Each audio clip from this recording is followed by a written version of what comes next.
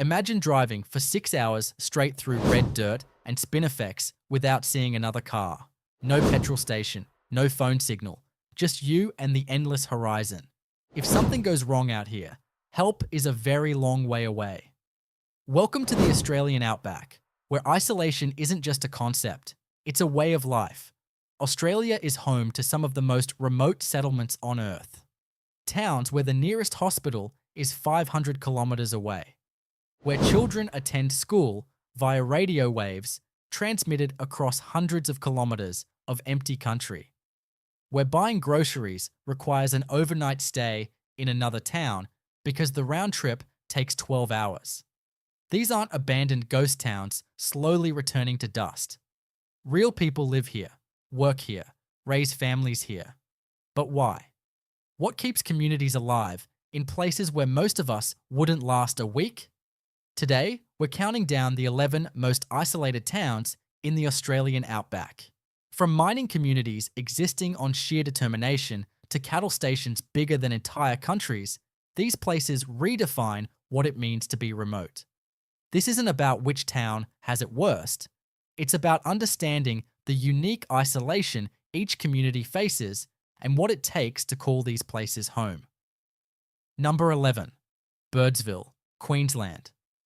Birdsville sits on the edge of the Simpson Desert in far southwest Queensland, where the red sand dunes begin their march across the interior. With 120 permanent residents, this settlement is 1,200 kilometres from Brisbane and 580 kilometres from the nearest regional centre at Charleville. The town sits at the end of the Birdsville Track, one of Australia's most legendary outback routes, a 500-kilometre stretch of dirt that separates civilization from true remoteness. For 11 months, Birdsville is a quiet cattle town where summer heat pushes past 45 degrees Celsius regularly. Pure desert surrounds it in all directions, red sand stretching to the horizon, scattered saltbush clinging to life, and the occasional ghost gum marking dry creek beds that flow maybe once a decade. But every September, something extraordinary happens. The Birdsville races transform this remote spot into a temporary city of 8,000 people. Light aircraft pack the airstrip, four-wheel drives fill every available space, and the famous Birdsville Hotel becomes the social centre of the entire outback for one wild weekend. Isolation here means infrastructure challenges beyond what most Australians can imagine.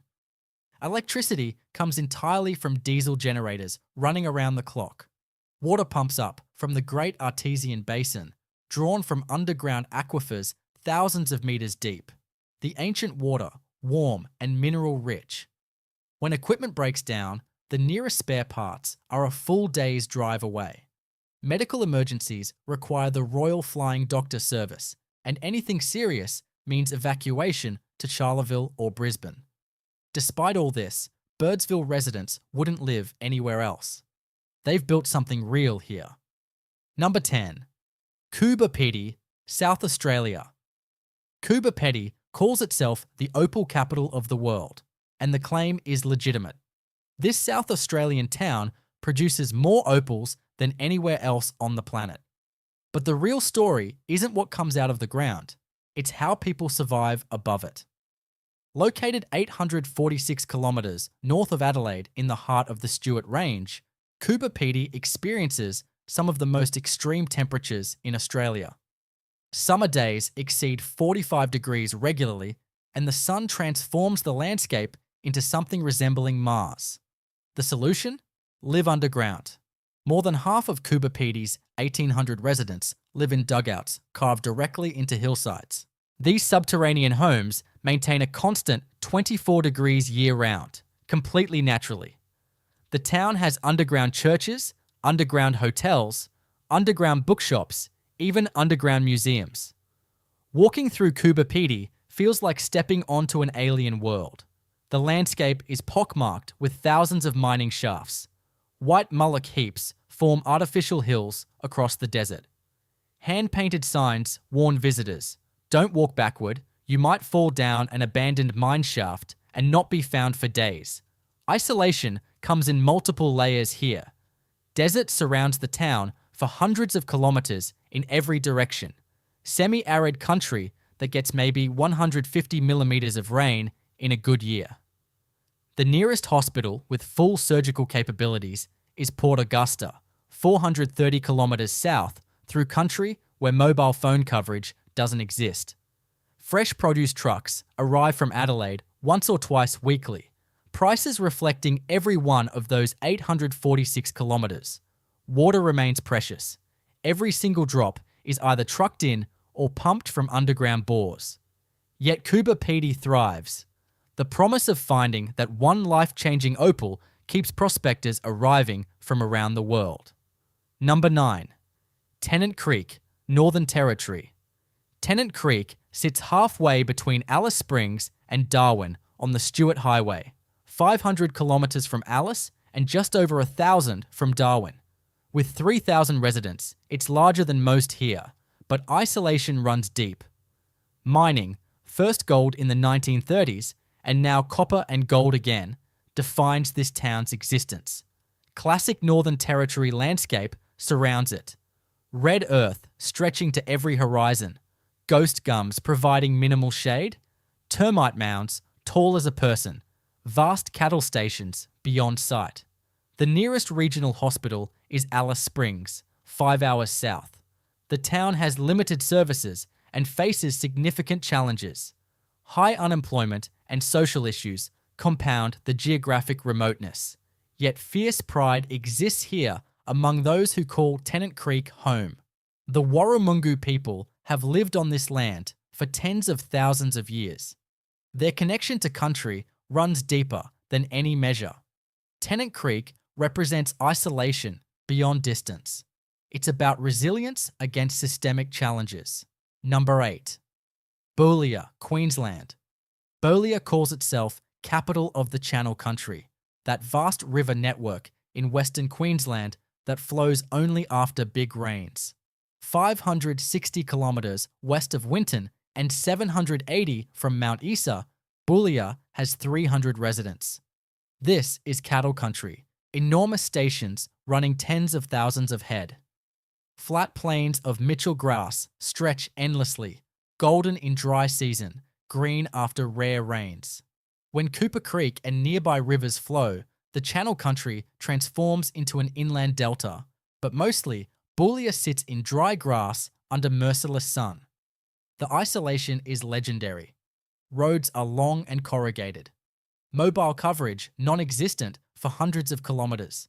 Mount Isa Hospital is over 700 kilometres away on rough roads. The Royal Flying Doctor Service operates from Boulia, servicing an area the size of Victoria. The cattle industry keeps people here. Working country where night skies show the Milky Way as a bright band. Number 7. Oodnadatta, South Australia. Oodnadatta holds a special place in Australian weather history. In January 1960, the town recorded Australia's highest ever official temperature, 50.7 degrees Celsius. That record still stands. Located on the Oodnadatta Track in the far north of South Australia, 270 kilometres north of Coober Pedy and 170 kilometres south of the Northern Territory border, this tiny settlement of around 200 people exists in one of the hottest, driest parts of the continent. The landscape is pure desert. Red dirt, gibber plains where the ground is covered in polished stones, salt lakes that shimmer white in the distance, and almost no vegetation taller than knee height. Water here is life. The town sits near a mound spring fed by the Great Artesian Basin, which is why the Aboriginal people, the Arabana, established a presence here thousands of years ago. Later, the Ghan railway line passed through Oodnadatta, and the town became a crucial supply point for cattle stations even further north. The isolation in Oodnadatta is absolute. The nearest town of any size is Marla, 120 kilometres north, population under 300. The nearest hospital capable of anything beyond basic first aid is in Alice Springs, 680 kilometres northeast, or Coober Pedy, 270 kilometres south. The roads are unsealed, deeply corrugated, and can become impassable after rain. When the summer heat arrives, it doesn't just get hot. It becomes dangerous. Dehydration can happen in hours. Car breakdowns can be life-threatening. Yet people stay. The Arabana people never left their country. For them, this isn't isolation. It's home. And for the handful of non-Indigenous residents running the roadhouse or managing nearby stations, there's a certain satisfaction in making life work in a place this extreme. Number 6. Normanton, Queensland. Normanton sits at the end of the road in far north Queensland, 410 kilometres west of Cairns on the Gulf of Carpentaria. With a population of around 1,200, it's the largest town in this region, but that doesn't make it any less isolated. The landscape here is different from the Red Centre. This is tropical savanna country, vast grasslands that flood during the wet season and bake dry in the winter months. The Norman River runs through town, and Normanton's history is tied to fishing, cattle, and mining. But the isolation here is seasonal. During the wet season, from November to April, Normanton can become completely cut off. Roads flood, the river rises, and the only way in or out is by air. The rest of the year, the journey to Cairns is a long, hot drive through country where fuel stops are few and far between. Medical services are limited. The local hospital handles basic care, but serious cases require evacuation to Cairns or Townsville. That's a 3-hour flight or a day's drive in an ambulance if the roads are open. Education is another challenge. High school students either board in larger towns or study via distance education. The cost of living is high. Fresh food comes in by truck from Cairns, and the markup reflects the distance. What makes Normanton interesting is its Gulf country character. This is fishing country. Barramundi, mud crabs, and prawns keep the local economy alive. The annual Burra Bash fishing competition brings thousands of visitors, and despite the isolation, there's a tight-knit community here. Everyone knows everyone. Help is just a knock on the door away. The isolation might be geographic, but the social bonds are strong. Number 5. Marble Bar, Western Australia. Marble Bar has a reputation. It's known as Australia's hottest town, not because of a single record-breaking day, but because of relentless, sustained heat. Between October 1923 and April 1924, the town recorded 160 consecutive days over 100 degrees Fahrenheit. That's 37.8 Celsius. The record still stands. Located 200 kilometres southeast of Port Hedland in the Pilbara region of Western Australia, Marble Bar has a population of around 200 permanent residents. The landscape is ancient. Billion-year-old rock formations, dry creek beds lined with river-red gums, and the famous Marble Bar itself, a natural formation of red jasper that gave the town its name. This is mining country. Gold was discovered here in the 1880s, and mining has defined the town ever since. Today, iron ore and gold still drive the local economy. The isolation in Marble Bar is compounded by climate. The heat isn't just uncomfortable, it's dangerous. Summer temperatures regularly exceed 45 degrees. Air conditioners run constantly. Water consumption is extreme. And the risk of bushfire is ever present. The nearest regional hospital is in Port Hedland, 200 kilometres away on mostly unsealed roads. Serious medical emergencies require air evacuation to Perth, over 1,500 kilometres south. Yet, Marble Bar survives. Mine workers fly in and fly out, but a core group of permanent residents maintain the town. The pub, the post office, and the small supermarket stay open. The community comes together for events like the annual race day, and there's a certain pride in living somewhere this extreme. If you can handle Marble Bar, you can handle anywhere. Number 4. Innamincka, South Australia. Innamincka is where the story of Burke and Wills ended in tragedy. In 1861, these two explorers, trying to cross Australia from south to north, died near here after their expedition fell apart.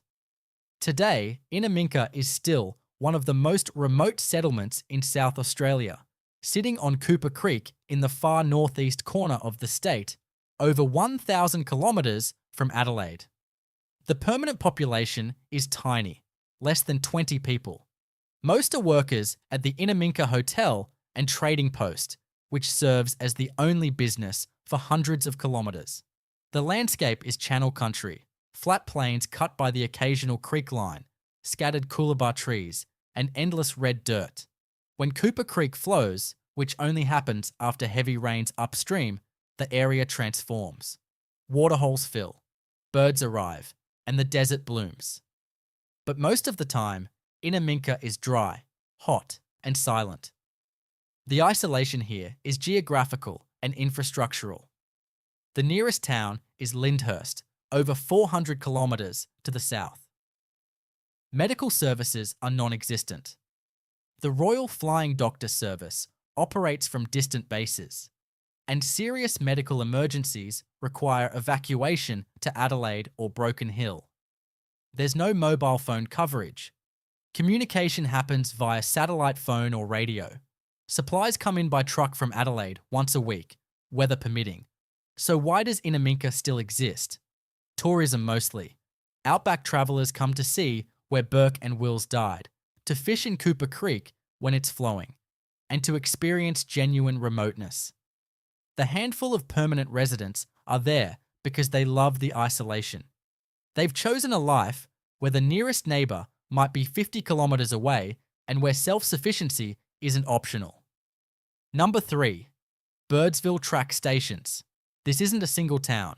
It's a collection of cattle stations along the Birdsville Track between Marie in South Australia and Birdsville in Queensland. Places like Mungarani Station, Clifton Hill Station, and Oodnadatta Station. Each of these properties is enormous, hundreds of thousands of hectares, with permanent populations of fewer than 10 people. The families running these stations live in a level of isolation that most Australians can't comprehend. The Birdsville Track itself is a 517-kilometre stretch of dirt road cutting through some of the most remote country in Australia. The landscape is harsh. Gibber plains, sand dunes, salt lakes, and almost no surface water. Temperatures in summer exceed 45 degrees regularly. In winter, nights can drop below freezing. The track is passable most of the year, but after rain, it becomes a quagmire of mud and bull dust. For the families on these stations, isolation is measured in hours of driving. The nearest shop is Marie or Birdsville, both several hours away on rough roads. Medical care requires evacuation by the Royal Flying Doctor Service. Children attend school via radio or internet, studying alone in homestead classrooms with a parent as supervisor. Social contact happens via radio network, twice daily scheduled calls where station families across the region catch up on news. Yet these families wouldn't live anywhere else. They run cattle on country that looks impossible to farm. They maintain water bores, fix fences, and survive equipment breakdowns with ingenuity and spare parts salvaged from decades-old machinery. The isolation has forged communities of incredible resilience. When something goes wrong, neighbours hundreds of kilometres away will drop everything to help. Because out here, you depend on each other, absolutely. Number 2. Kiwirrkurra, Western Australia. Kiwirrkurra is the most remote, permanent community in Australia by some measures. Located in the Gibson Desert, over 800 kilometres west of Alice Springs and 700 kilometres east of Newman, this tiny Aboriginal community has a population of around 150 people. There's no town here in the conventional sense, just a small cluster of houses, a school, a health clinic, and a store. The landscape is pure desert, sand dunes, spinifex, mulga scrub, and endless red dirt. Water comes from bores drilled deep into ancient aquifers. Electricity comes from diesel generators. Every supply, from food to fuel to building materials, comes in by truck on roads that are barely roads. The nearest sealed highway is hundreds of kilometres away. The people of Kiwirrkurra are Pintupi people, the traditional owners of this country. Many were born here, some in the days when people still lived fully traditional desert lifestyles. Kiwirrkurra only became a permanent settlement in the 1981.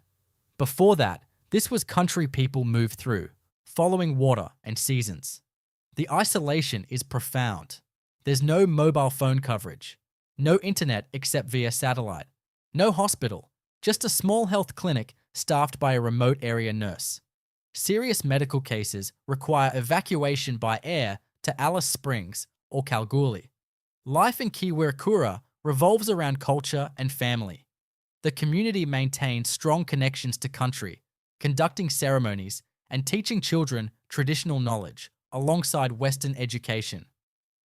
The isolation that would feel like deprivation to outsiders is, for many residents, simply home. Their families have lived on this land for 50,000 years. Geographic isolation doesn't change that connection. Number 1. Trafina Gorge Station and beyond. The most isolated inhabited places in the Australian Outback aren't towns at all. They're single-family stations, tiny mining camps, and caretaker posts scattered across the most remote parts of the continent. Places like Trafina Gorge Station near Alice Springs, or the handful of people maintaining equipment at remote communication towers in the Simpson Desert, or the caretakers at abandoned mining sites in far Western Australia. These people live alone or with one or two others, hundreds of kilometres from the nearest settlement. Their supplies come in by light aircraft or four-wheel drive, sometimes only once every few months. Medical care is hours away by air evacuation. Communication happens via satellite phone or high-frequency radio. The isolation isn't just geographic. It's social, psychological, total. The landscape varies depending on where these outposts sit. Some are in the red deserts of Central Australia, surrounded by sand dunes and spinifex. Others are in the rocky ranges of the Kimberley or the flat Gibber Plains of South Australia. But what they share is distance. These people have chosen, for various reasons, to live at the absolute edge of human habitation in Australia. Why do they do it? Some are there for work, maintaining critical infrastructure or managing remote properties. Others are escaping something, seeking solitude that's impossible to find anywhere else. A few are simply drawn to the challenge of living somewhere this extreme. Whatever their reasons, they represent the ultimate in Australian outback isolation. They're as remote as you can get and still be part of the modern world. So, what have we learnt? Isolation in the Australian outback isn't one thing. It's distance from medical care. It's lack of infrastructure. It's extreme climate. It's economic disadvantage. It's social remoteness. But it's also community resilience, deep cultural connection, and the human capacity to thrive in places that seem impossible. These 11 examples, from Birdsville's desert edge to the lone stations beyond the roads, show that isolation is both a challenge and a choice. The people living in these places aren't victims of geography.